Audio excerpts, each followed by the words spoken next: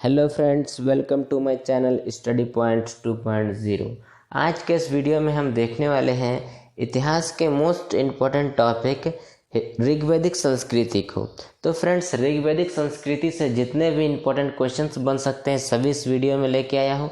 तो फ्रेंड्स, पूरी वीडियो में बने रहिए साथ हमारे, और सभी क्वेश्चन को आप प्रैक्टिस भी कर सकते हैं। तो फ्रेंड्स, वीडियो को स्टार्ट करते हैं। तो आज का जो फर्स्ट क्वेश्चन है वो है पूर्व ऋग्वैदिक या ऋग्वैदिक संस्कृति का काल किसे माना जाता है। तो फ्रेंड्स, ऋग्वैदिक संस्कृति का जो काल माना जाता है वो 1500 ईसा पूर्व से 1000 ईसा पूर्व तक ऋग्वैदिक संस्कृति का काल माना जाता है। फ्रेंड्स, यहाँ बात हुई है ऋग्वैदिक संस्कृति की। तो हड़प्पा संस्कृति के पतन के बाद भारत में एक नई सभ्यता का आरंभ हुआ था। इस सभ्यता की जानकारी के स्रोत वेदों के आधार पर इसे वैदिक सभ्यता का नाम दिया गया है। ऋग्वेदों में धातुओं में सबसे पहला धातु तांबे या कांसे का जिक्र किया गया। वे सोने और चांदी से भी परिचित थे, लेकिन ऋग्वेद में लोहे का जिक्र नहीं था। सबसे पहले मैक्स मुलर ने वेदों के काल निर्धारण का प्रयास किया था। तो फ्रेंड्स, अगला प्रश्न देखते हैं। तो आज का अगला प्रश्न है, आर्य शब्द का अर्थ क्या होता है। तो फ्रेंड्स, आर्य शब्द का अर्थ आपको पता होगा श्रेष्ठ या फिर कुलीन होता है। तो फ्रेंड्स, यहाँ बात हुई है आर्य शब्द की। तो आर्य शब्द का अर्थ जो होता है वो श्रेष्ठ होता है। वे लोग खुद को श्रेष्ठ मानते थे जो वैदिक धर्म और नीति नियम अनुसार जीवन यापन करते थे। आर्य किसी जाति का नहीं बल्कि एक विशेष विचारधारा को मानने वाले का समूह था, जिसमें आपका श्वेत, पीत, रक्त, श्याम और अश्वेत रंग सभी प्रकार के लोग थे। आर्य शब्द का प्रयोग महाकुल, कुलीन, सभ्य, सज्जन, साधु इत्यादि नामों के लिए किया जाता था। अगला प्रश्न देखते हैं। तो फ्रेंड्स, अगला प्रश्न, इनमें से किस फसल का ज्ञान वैदिक काल के लोगों को नहीं था। तो फ्रेंड्स, इसका राइट आंसर होगा तंबाकू। तंबाकू फसल का जो ज्ञान था वो वैदिक काल के लोगों को नहीं था। तो फ्रेंड्स, यहाँ बात हुई है तंबाकू फसल की। तो तंबाकू जो है वो एक प्रकार का निकोटियाना प्रजाति के पेड़ के पत्तों को सुखाकर नशा करने की वस्तु बनाई जाती है। तो भारत में इसका उपयोग कई रूपों में किया जाता है, जैसे कि बीड़ी, हुक्का, गुल, गुड़ाकू, जर्दा, किमाम, खैनी, गुटखा आदि के रूप में किया जाता है। इसके कारण मुंह में अनेक रोग उत्पन्न होते हैं, जैसे कि सफ़ेद दाग हो जाना, मुंह का नहीं खुल पाना, कैंसर इत्यादि जो है वो तंबाकू से होने वाले रोग हैं। तो फ्रेंड्स, अगला प्रश्न देखते हैं। अगला प्रश्न है, किस वेद में प्राचीन वैदिक युग की संस्कृति के बारे में सूचना दी गई है। तो इसका राइट आंसर होगा ऋग्वेद। ऋग्वेद में प्राचीन वैदिक युग की संस्कृति के बारे में सूचना दी गई है। फ्रेंड्स, यहाँ बात हुई है ऋग्वेद की।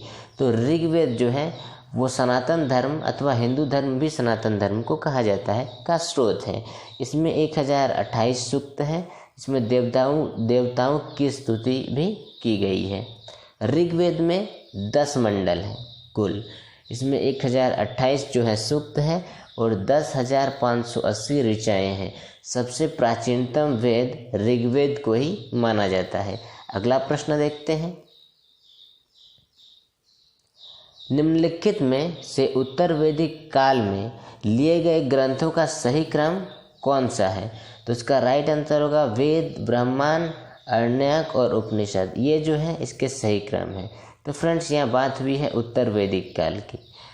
तो उत्तर वैदिक काल तो भारतीय इतिहास के उस काल में जिसमें सामवेद, यजुर्वेद, अथर्ववेद, ब्राह्मण ग्रंथ, आरण्यों की रचना हुई, उसको उत्तर वैदिक काल कहा जाता है।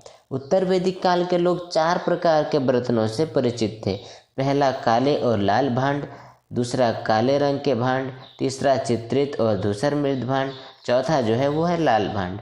ऋग्वैदिक काल के बाद के काल को ही उत्तर वैदिक काल कहा जाता है। तो फ्रेंड्स, अगला क्वेश्चन देखते हैं।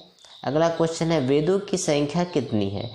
तो आप सभी को पता होगा वेदों की संख्या है 4, और इसमें सबसे प्राचीनतम वेद जो है वो ऋग्वेद को माना गया है। सबसे प्राचीनतम और प्रथम वेद मंत्रों की संख्या 10,627 है। वेद शब्द जो है वो संस्कृत भाषा के विद ज्ञान धातु से बना है। इस तरह वेद का जो अर्थ होता है वो है ज्ञान। अगला प्रश्न देखते हैं। ऋग्वेदिक आर्यों का जो है वो मुख्य व्यवसाय क्या था? तो इसका जो मुख्य व्यवसाय था वो था पशुपालन। तो फ्रेंड्स यहाँ बात हुई है ऋग्वेदिक आर्यों की।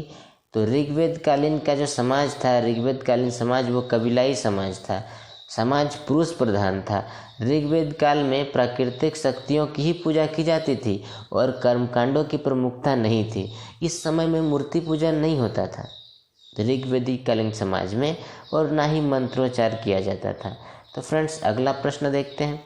वीडियो अच्छा लग रहा हो तो वीडियो को लाइक और सब्सक्राइब जरूर कीजिएगा चैनल को। इसी तरह के वीडियोस को डिटेल्स वाइज पढ़ने के लिए जितने भी जनरल स्टडीज़ के सब्जेक्ट हैं सबको बहुत अच्छे से कवर किया जाता है, और जो भी एडिशनल इन्फॉर्मेशन दिया जा रहा है वो सब भी अपने आप में क्वेश्चंस हैं, उनको भी अच्छे से याद कर लीजिएगा।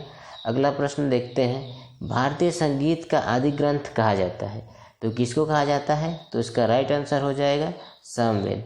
सामवेद को भारतीय संस्कृत का आदि ग्रंथ कहा जाता है। तो बात भी है यहाँ सामवेद की। तो सामवेद से तात्पर्य क्या है? तो वह ग्रंथ जिसके मंत्र गाए जाते हैं और जो संगीतमय हो उसे सामवेद कहा जाता है। सामवेद में मूल रूप से 75 मंत्र हैं और शेष ऋग्वेद से लिए गए हैं। यज्ञ, अनुष्ठान, हवन के समय ये मंत्र गाए जाते हैं। अगला प्रश्न देखते हैं। प्रथम विधि निर्माता कौन है? तो प्रथम विधि निर्माता जो है वो है मनु। अगला प्रश्न देखते हैं। तो मनु से आप कुछ इंपॉर्टेंट पॉइंट्स भी देख लीजिए कि मनु जो है वो सनातन धर्म, आपको पता होगा,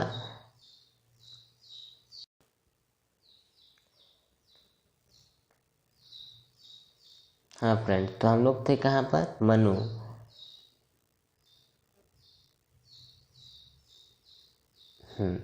तो सनातन धर्म के अनुसार मनु संसार का प्रथम पुरुष है। तो अगला प्रश्न देखते हैं, 10 नंबर का है। कृष्ण भक्ति का प्रथम और प्रधान ग्रंथ है, तो इसका राइट आंसर होगा श्रीमद् भगवद गीता।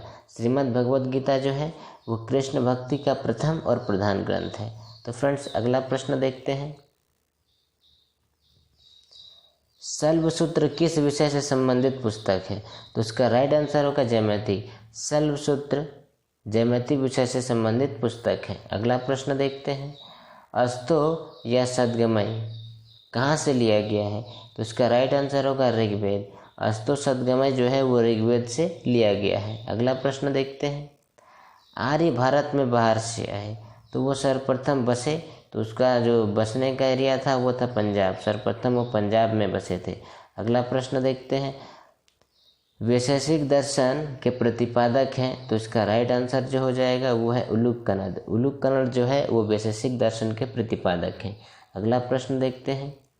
ऋग्वेद के किस मंडल में शूद्र का उल्लेख पहली बार मिलता है? तो इसका राइट आंसर होगा 10वें मंडल में। अगला प्रश्न देखते हैं। जैमिनी मीमांसा या पूर्व मीमांसा दर्शन के प्रतिपादक हैं, तो इसका राइट आंसर होगा जैमिनी। अगला प्रश्न देखते हैं। वेदांत या उत्तर मीमांसा दर्शन के प्रतिपादक कौन है? तो इसका राइट आंसर होगा जैमिनी। अगला प्रश्न देखते हैं। ऋग्वेद के कौन से मंडल पूर्णतः सोम को समर्पित है? तो इसका राइट आंसर जो हो जाएगा वो होगा 9वां मंडल। 9वां मंडल जो है वो सोम को समर्पित है। अगला प्रश्न देखते हैं। धर्मशास्त्रों में भू राजस्व की दर क्या थी? तो इसका राइट आंसर होगा 1.6। अगला प्रश्न देखते हैं। किस देवता के लिए ऋग्वेद में पुरंदर शब्द का प्रयोग हुआ है? तो इसका राइट आंसर होगा इंद्र। पुरंदर शब्द का प्रयोग इंद्र के लिए हुआ है। आज की वीडियो में बस इतना ही। वीडियो अच्छा लगा हो तो वीडियो को लाइक जरूर कीजिएगा और चैनल को सब्सक्राइब भी कर लीजिएगा इसी तरह के वीडियोज़ के लिए। आज के लिए इतना ही।